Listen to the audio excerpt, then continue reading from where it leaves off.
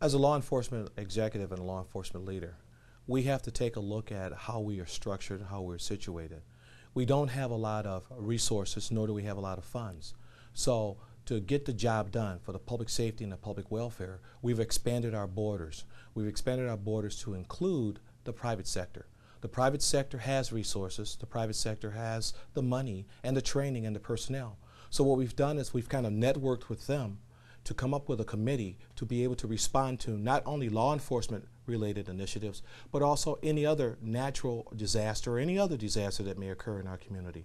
The linking up of the private sector and the public sector together brings all the resources a community has to bear, and even expanding outside of your own community.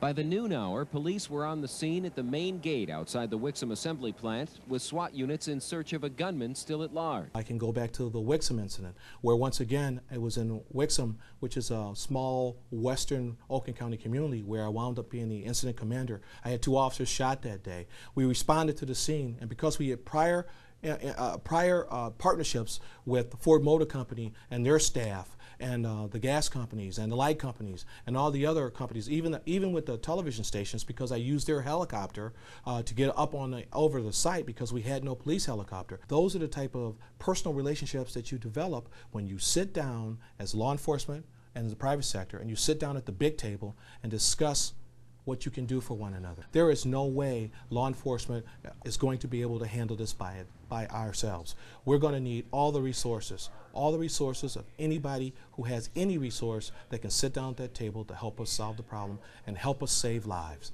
That's what it's all about, saving lives and being responsible to the people and their public welfare.